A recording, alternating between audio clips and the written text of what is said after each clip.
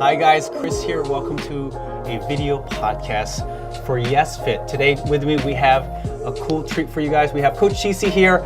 She's majored in psychology. She's one of our Yes.Fit coach and trainers here for our video series. She's a nutrition coach, a group fitness instructor, and obviously a personal fitness coach. She's been in that industry for over 3 years, but a cool interesting thing with her, she's been in the entertainment industry for 9 years. So please welcome to the Yes.Fit podcast, Coach Cece. How are you? Thanks for having me. It's awesome to have you here instead of like behind cameras, like We're training people more and relaxed telling people setting. to do push-ups. Yeah, we're not barking orders like this time. Cool coffee talk like that. So this is pretty interesting here, entertainment industry for 9 years. So like, tell me about that. Yeah, so I was a dancer in the theme parks. I've performed in just about every theme park in the state of Florida. So it's been a great experience with that. I got lots of opportunities to use my fitness experience to kind of showcase, entertain people, perform all over for artists and everything like that. So it was a great experience. But I wanted to kind of showcase more the aspect of helping people get on board with fitness as opposed to just using it to entertain them, to actually be able to promote that value that I held near and dear for so long with the industry. So that's kind of why I switched gears. But in being in the entertainment industry, I did learn lots of tactics to help keep my mental health really strong, help me stay very motivated, very positive, because going to audition after audition, right? Your best friends are also your biggest competition. So it's a very cutthroat kind of industry, and there was lots of factors that could really kind of get in your brain and shake your self-confidence. So I had the opportunity to kind of use my background in psychology to really help other people around me and help myself get nice and strong, not just physically but mentally. So I can see like a lot of the cross. It's all just with it. Now that you're in the fitness industry and then you're in the entertainment industry, and that's what we're here to discuss today is like our mental health and like why even lately over the past few years, a lot of folks in the fitness industry, not only just physical fitness, the aesthetic part of it, but why the mental health portion of it. Training your brain and conditioning your brain to, be healthier. Why is that such an important topic nowadays? Why is it something that we need to focus on all the time? And us as fitness coaches, why is that, and fitness coaches across the globe, why is that something that they also need to focus on when they connect with our members? Right, absolutely. Yeah. So, the first topic I want to discuss today is, why is it okay, with your progress, like learning to progress through your workouts or any journey that you're doing, what should we look out for? What should somebody look out for while they progress through a journey? So it's definitely hard, right? You want to run before you walk, essentially. You want to always feel like you're really good at something, and it feels good to be very successful right away. But sometimes, most of the time, as we know, it takes hard work and it takes little steps to get big movement. So thinking about not perfection but progress, right? So thinking about progress over perfection, thinking about as long as you're taking a step in the right direction, it's still the right direction. I also, we have the elephant race going on. That's awesome. So, right, all big things start small. That's kind of the same philosophy to hold on to, right? You're starting smaller and progressively you'll be growing. Thinking about that in terms of goals, right? We like to set these big goals, right? I want to do this race, and this race could be X amount of miles. Thinking about doing, break that down even more specific to more obtainable goals. Hold yourself accountable to the small goals. Don't feel like you have to just climb Mount Olympus, right? You gotta start small. You gotta start, maybe just a mile a day. Maybe I'll walk X amount of minutes a day. And feel accomplishment for those small goals, and that's how you're going to start to build over time. And then you can really feel that reward feeling, feel that success, being like, hey, I just did that. I can do this again. I can do more next time. I can build. So thinking about the progression of it as opposed to just perfection. Yeah, and even like jumping off of that thought, it's our society now, I feel like, has some sort of instant gratification, right? We hear that a lot now. So with managing your goals, so how can somebody, not necessarily somebody that's doing a race, but let's say somebody who's out there that is trying to look for jobs, especially now in our environment, doesn't have to be fitness. How can they find an accomplishment or joy even with the smallest goal? Because like, let's say, we're going out and I want to run a 1 mile race or a 2 mile race in the future, and you're telling me, hey Chris, maybe just worry about the first quarter mile and see how but really I want the 1 mile. I want the 1 mile. Like, folks want the instant gratification. They want to get all the way to the end right away. I know that you laid it out, but like, what kind of tips that you can tell folks that are listening here in our podcast, like, how can they find like real good happiness and joy and accomplishment just with the smallest tiny goals, the tiniest one? Yeah. Because sometimes it's like, oh yeah, that's great. I did this small amount. Right. But like, they should not be discouraged. Right. So absolutely. What should you tell them? So it's definitely that acceptance. Mm-hmm. That's the first part, is accepting that this is the goal for the bigger picture. That you're looking at the big puzzle piece still, right? You're looking at the 1 mile in your example, and the quarter mile is just to get you there, right? Mm-hmm. But you gotta pick up the puzzle piece first before you can see the full picture, before you can put it into the right spot and then see the bigger picture, the whole puzzle. But finding reward systems like that will be in small increments, right? So finding that moment, maybe it's just stretching before, getting yourself physically and mentally aware, awake, prepared, focused, more of that in-step togetherness with that body, mind, spirit kind of mentality, being present in that moment. That way, when you get there, if you feel like, hey, that was easy, I got this, you're starting to build that confidence. And whether you realize it or not, that's what is going to be the success to get you to that next level, to then do the half mile, and then 3/4 of the mile, and you're almost there, right? So being able to feel the confidence, feel self-assured in that if you set the realistic expectation, yes, you're going to hit it, because you can. Obviously, it's well within your reach. You can hit that goal. But that's going to be the moment, thinking about, like you said, the world and how it is now, jobs and stuff like that, right? So even in a non-fitness related element, you're not going to find, the dream job right now, but maybe you might find the dream company right now, and it's a foot in the door at an entry-level position. Maybe it's just getting ends meet right now. Maybe it's a little bit tougher. You're starting over. My personal story is I moved during this pandemic. I was able to uproot my whole life because all my jobs stopped short very quickly. So I had that moment where there was a fork in the road, and do I keep this road, or do I, follow my career, follow my passion elsewhere? And I just trusted my heart, and I started putting my name out there. And so it was, taking the opportunities, filing, printing off all the resumes, finding those contacts, doing the legwork, and still feeling accomplishment in that. I didn't get the automatic email that said, hey, you got a job, right? I didn't get, there's lots of those moments where you don't see the big picture yet, but I know I'm pulling all the right puzzle pieces so that I can make the big picture happen for me. So it's finding those moments and knowing that it's the right step. And I can definitely kind of have a personal connection with that too. Right. Being in the fitness industry, and folks that are listening in that obviously are in the fitness industry or related industries that happen to have, like you said, a work stoppage. That's such an abrupt thing, and this type of weird normal that we have, folks have had to adjust with it.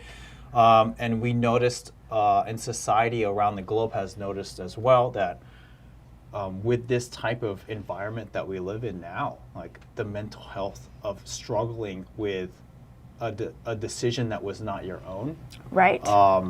Having no job and you could have been the best person at your job, and everybody technically just got laid off at all one at time, once. Yeah. And building upon that too, folks getting laid off, and now they're at home, not necessarily in right environments. Right. So I mean, we can dive into that a little bit later, but unhealthy home environments, or like folks finally living together for a longer period of time. Quarantined and secluded with the rest of society, when naturally folks should be interacting, and they're not interacting anymore. So that does play a huge factor with it. I know you're talking about, how to stay mentally engaged and happy. So, and processing like the negativity, and what, how do you manage it? I know you had talked about, the little by little efforts of it, but like let's now stop. Now let's start talking about actual working out. Right. And focus on, not necessarily races, but the stuff that we do, the stuff that we tell our members to do, the fitness programs that we give everybody. So of course. what's something that you can tell somebody who, maybe has done a couple of races, or maybe that somebody has said, I haven't worked out in 3 years, 4 years, 5 years, and like I'm now going to play these videos with Coach Chris, Coach Cece on there. Like, what type of tips and motivational things that you can tell them to stay happy while they're working out? Because it's going to be easy. They're going to be easily discouraged right away. I'm not going to lie. These are the workouts are simple, but for folks that haven't worked out before or haven't in a while, it's going to be challenging. So it's going to be hard no matter what, right? Because even if you're doing these workouts outside, you have the elements against you. If you're doing an at-home workout, you've got a million distractions. Even if you're in a box gym right now, it's definitely a different environment than it was 6 months ago, So finding your best self is going to be that pivotal moment for you. Being able to kind of tune in with your body, do that mental check-in before you start your workout. Where am I at today? Because there's definitely moments where I feel like this is the day I'm going to hit a new personal record, right? I'm going to be lifting heavy, I'm going to be doing this. And there's other days where I'm just like, maybe I just need to stretch for a little bit more. And maybe I just need to breathe a little bit more in my workout, start my workout slow. Maybe today's just a little bit more cardio, right? We always have our regimen. We always have our program that we design for ourselves, and we like to stick true to that. But there's always that wiggle room where, maybe you're doing shoulders today and shoulders just not feeling strong. Maybe you pick up lighter weight and do a little bit more reps, right? So checking in with your best self to set you up for success will then allow you to, again, hit all those goals and those tiny requirements that you set for yourself, those moments in your program where you can feel confident. And so, same thing with, running a mile or doing whatever, being able to kind of find that moment in your energy levels, right? Maybe you didn't get good sleep last night. Maybe the kiddos were sick. Maybe life happens and everybody's got something different going on. Being able to understand that your 100% today might not look like your 100% tomorrow gives you that wiggle room to really fine tune and craft your workout to be your best self.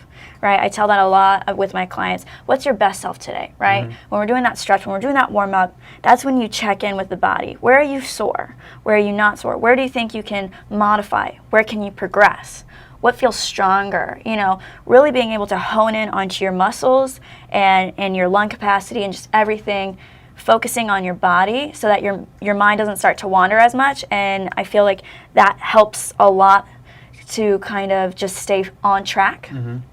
You also talked about that negativity, right? Yeah, sure.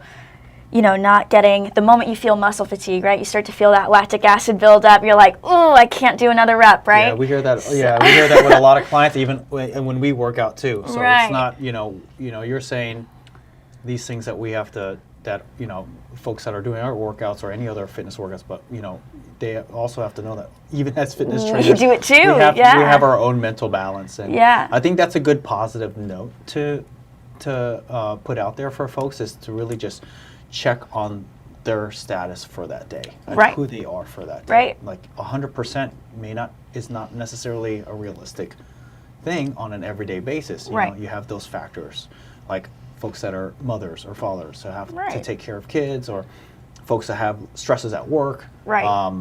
So it's nice to hear that, just trying to stay consistent and just stay with it is good. So now, we have, and that brings me into the kind of our next point is, when you have to be your best self, right? We have to fight off our environment, right? And we have to focus within.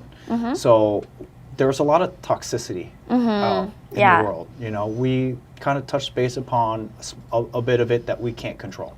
Right. COVID pandemic stuff we can't control. Right. But there's also a lot of toxic areas in our small bubble Yep. that maybe we can control, maybe we can Yes. manage it. So Right. do you what kind of things can we do to kind of manage like our toxic like environment or immediate environment? Right. Yeah. So definitely finding those moments to mentally block out negativity by accepting yourself, being present in that moment. That's a great one. But also a flip side of that coin that not a lot of people talk about is toxic positivity, right? So that, the world could have just shattered for you in a million pieces. Life could be so chaotic right now. And if you don't take that time to really absorb what that does emotionally and really react to how you feel about it, and you're just like, no, it's fine, everything's fine, and you just keep playing it off, and you're just like, it's fine, wiping your tears away, Yeah. you're like, everything's fine. You're not letting yourself cope, right? So you're just burying those emotions. They're deep rooted in there, and it's like poison seeping into your bloodstream that whether you're asleep, then you can't sleep, you're tossing and turning all night, so you're ruining your own recovery, or, it's draining your energy levels because it's in the back of the mind, right, festering all day long, so that when you get to your workout or you get to that moment where you're supposed to be relaxed, your brain can't cope, or you run out of steam, right? So those are those moments where you kind of have to be like, okay, it's okay to not be okay. And take those moments for what they're worth and find a moment to be isolated, to kind of take out the rest of the environment away from you, remove yourself, and understand that it's okay to cope with that. Whether it's, and we can talk about it later, of course, there's so many different ways to find your best mechanism for a detox, or, Sure. kind of cleansing the mind, cleansing the palate, starting over, and those are just those moments that you need to take for yourself. That's when you need to make yourself the priority before you can give back to anybody else. Because I think a lot of times, we have lots of people who are very compassionate. They want to give, especially to loved ones, to family, to friends. And if you just keep giving, but you're running on empty, what are you really giving? You're running on sparks and fumes. You need to restore yourself first. And I know at moments it can almost seem selfish, but if you don't, then are you really giving them the attention that they deserve? Are you really listening to them, or are you constantly in the back of your mind? Are you really going to work out, or are you just going to make yourself feel exhausted, overworked? Are you really going to pull a muscle because now you have no energy, right? So it's just this domino effect that it starts from the mental. So finding that balance, blocking out those negativity, blocking out those thoughts, blocking out that negative environment, right? So don't let those, this sucked, I can't believe I couldn't do this, right? Don't think that way. Think of, at least I did this. At least I gave this much. At least it was an effort, right? So changing the mindset, allowing yourself to be okay with the progress. And then on the flip side of that, don't pretend like everything's butterfly, sunshine, and daisies when it's not. Take that moment and be like, today was tough, and assess, and how can tomorrow be better, and what went right today, right? What could be improved today? So maybe just like taking a takeaway. Right. So you went back and said, how we, and I do this a lot too, just kind of shut it off very quickly, Right. like a negative thing. And I don't necessarily, we always, especially as trainers, we always try not to have Show it. negativity. Yeah, to show it yeah. because, we have to make sure that folks that are not feeling like they want to work out, they're tuning Right. into us because they need to. And so for somebody like me, let's say this is, for me, I've had some personal experiences, in the past where I do shut that off. Like, Right. is that just some human nature, like a defensive mechanism to just Totally. not cope? Is it just for something like for myself? Is it just because like I'm so addicted to the positivity of things that I'm going to find solace in even faking positivity than really accepting the negative aspects? Because like me, as you said, as a giver, would give everything and then and have nothing else for yourself. Right. So what like Right. you said, what else is left to do? So so what things, like even for myself and for our for folks listening in, what you touched base upon it, like detox methods. Yeah. What can I do, or what can they do to manage that toxic bubble that they're in. Yeah. You know, little takeaways. Yeah. Before I totally go into different routes, Yeah. right? Because there's so many different avenues. You just kind of have to find the one that works for you. Think about a time where you kind of shut down, right? You said that you've done it sure. before Yeah. for the sake of your members, your clients.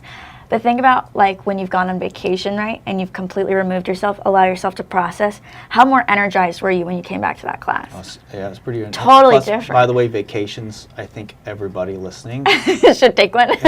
who hasn't taken one in a long time or takes one often have now been extremely deprived of vacations. Right. And so now everybody's like, oh, yeah. Right. So the word saying I need a vacation is really like... Right, exactly. Yeah, it's a big thing. So, and that can be just as simple as you just take a day, right? Like a lot of people are now working from home.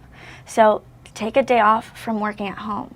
Because I know there's a lot of people that they don't punch in, they don't punch out anymore. You're at home, so now you got to cook, then you come back, you work a little bit more, then you got to go walk the dog, then you come back, you work, you know what I mean? So now your 8-hour day where you were in a cubicle or an office setting has now changed completely, and now it's more like a 12 to 14-hour day because you're just spreading it out and you feel drained. So maybe your vacation is actually just a staycation, right? Maybe you just don't turn the computer on for a day.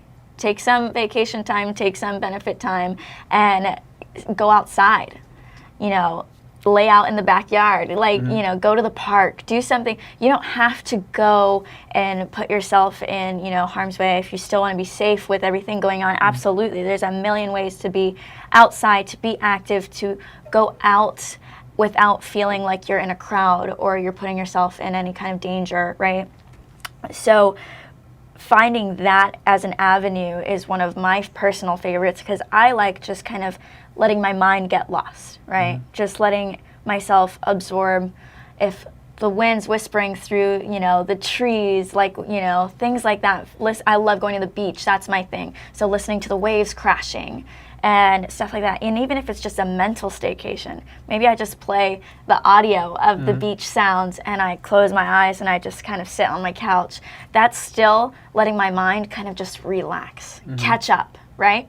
So I think that's a great way to reset. I think another one is, you know, finding journaling to be very cathartic. I like to call it a junk journal, right? Because it doesn't have to be purposeful, right? Not every entry has to be this really grand self-reflection, you know. It can literally just be almost like a diary. You're just writing about your day. You're just describing how you feel, what you feel, where your head's at, what you're worried about, what you're thinking of, what you can control, what's beyond your control. All those little tiny elements that are taking up space. Put it out on the paper.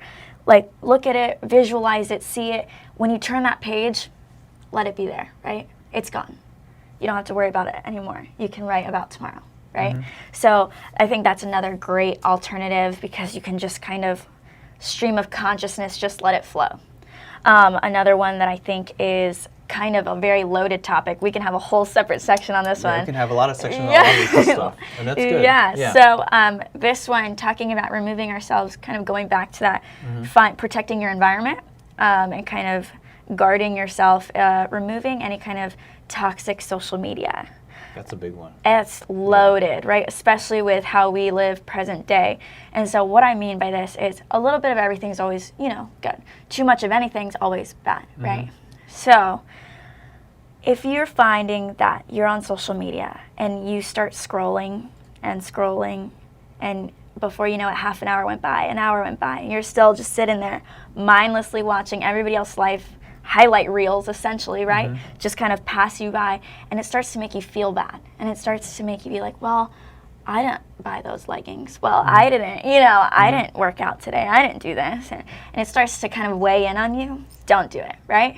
There's ways and ways to motivate. My personal experience with this is there's a lot of fitness coaches, right? Female fitness coaches that look phenomenal. They have thousands of followers. They have thousands of tips. And all of them have a very similar kind of format, right? This is me. This is who I do. This is awesome. Life is great. Mine's very real, right? I like to keep it very organic. I'm like, here's my dog. Here's my food. It's nice. This is my stuff. So with that in mind, if I just got so self-absorbed following all these other girls and I was just like, wow, I just don't measure up, that would be totally like disintegrating everything that I stand for and shaking and rattling my confidence, right? It would totally ruin me. Whereas if I follow them, sure, yeah, but I also follow, you know, this nutrition coach, helpful tips about, you know, XYZ, and here's how to pack and go on, you know, when you're traveling, and here's the, you know, great stuff. And also, I'm such a big believer in finding new form, new technique, especially with this new stay-at-home kind of workout from home, workout virtually anywhere with body weight, finding that like new kind of format. And so I see a bunch of people on social media just going out there trying stuff. They don't have to be, you know, Miss Thing with her thousands of followers.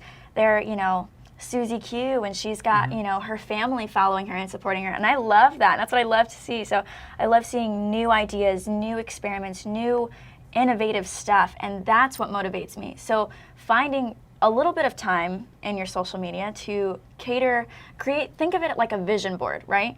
You wouldn't put all just unrealistic things, right? You would put things that you like, things that are the big picture stuff, right? And then a lot of those little picture stuff too. Like, I like this and I like that. So think about that as what you're trying to put your feed as, right? It's your vision board. This is all the things you want to see. This is what you want to see more of. So whether you like, you know, the knowledge, the nutrition, whether you just like scenery. I'm a big fan of Ireland. So for me, I follow like 2 or 3 Ireland landscape pages that are just cool little unique local owned like shops and restaurants that are in Ireland, because I love what they add and post, and it's just cool for me, you know? So being able to use such a great resource as a positive instead of a negative, right?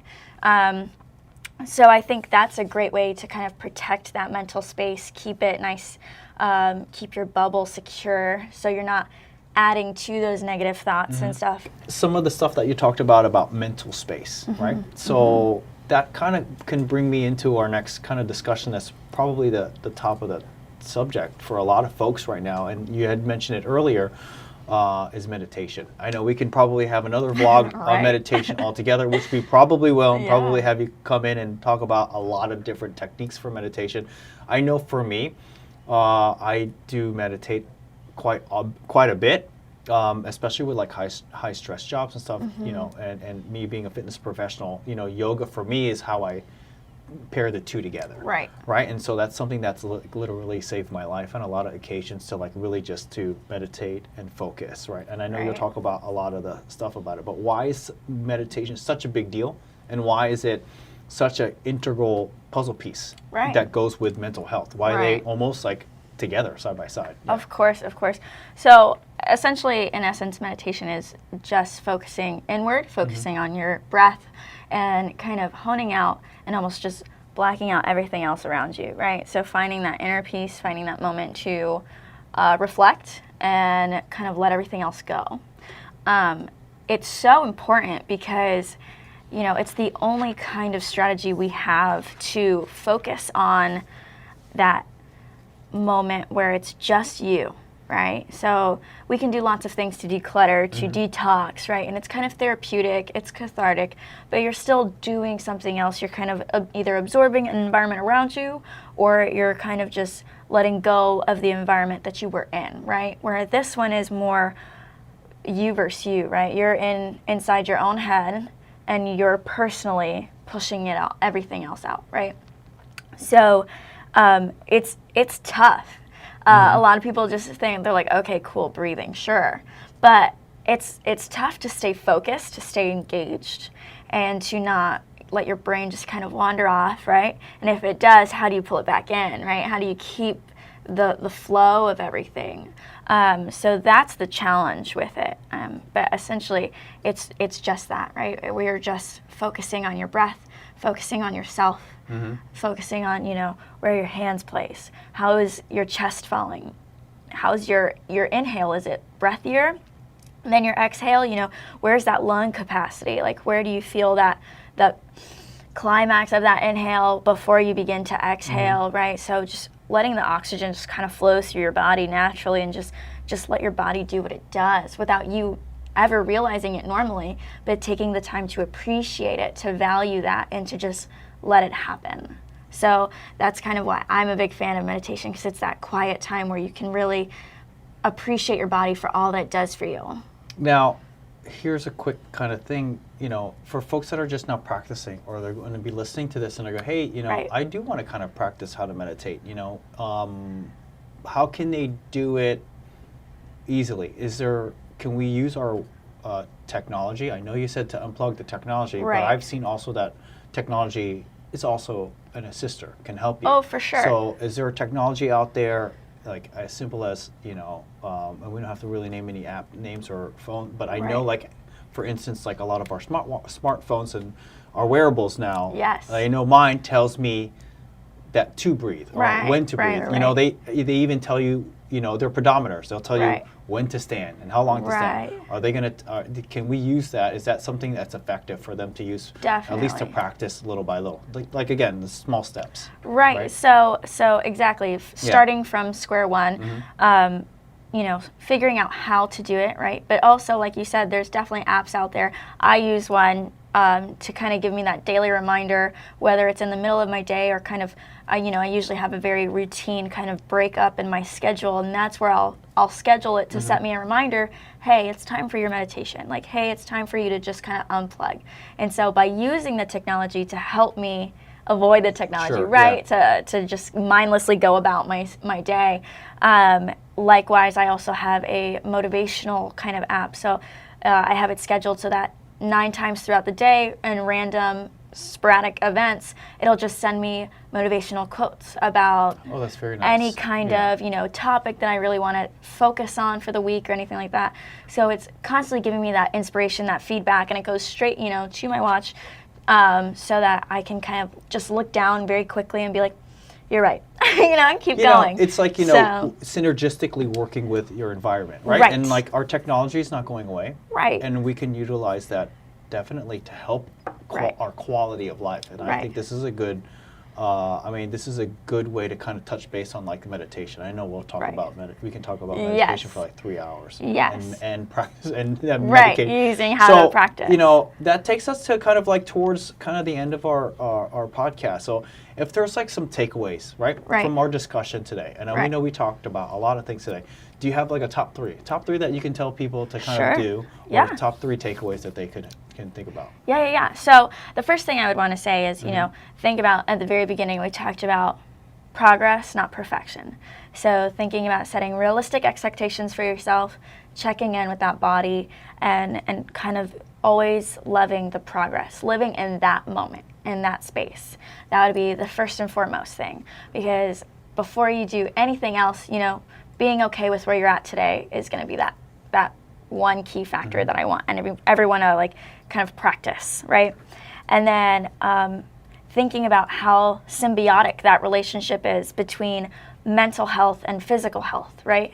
So letting yourself be okay with that progress, right? Kind of bleeding into this in this one, like you want to be able to push yourself on the days that you're stronger so that you can constantly be getting stronger, right? So being able to be like, okay, that quarter mile wasn't so bad. Let me keep going. Let me do that half mile today. Today's the day, right? And then feeling super excited when you get there, right? So it's that balance, right? And then third and finally, right, talking about detoxing, decluttering, life gets crazy. So finding your specific method, finding that moment that makes sense to you, whether it's that stream of consciousness, that junk journal, whether it's, figuring out maybe just taking a light walk outside. That's not part of your fitness plan. That's not part of anything. It's just for you to appreciate your environment outside, get some fresh air, whatever speaks to you, using those apps, using those kind of tactics, and, bleeding into the last but not least, trying meditation. Whether it sounds silly to you or it sounds challenging, right? Just find that moment where you can kind of sit still for 2 to 3 minutes and just close those eyes and just focus on breathing, focus on just stillness, and just love your body for what it's doing, right? Because it's pretty amazing. So just appreciating that and just unplugging. I know, that's great. Yeah, This is fantastic. So, obviously this is fantastic, a lot of takeaways. This takes us to the end of the Yes.Fit video podcast. Until next time. Yeah, until next time, I want to thank Cece for being Thank here you. today. Thank you, You'll yeah. see her a lot more often, especially in our videos that are coming through, but also a lot more of our special video podcasts here at Yes.Fit. So stick around. We will have much more to go, but thank you guys for listening in today. Till next time, guys. Thank you. Yeah. Thank you.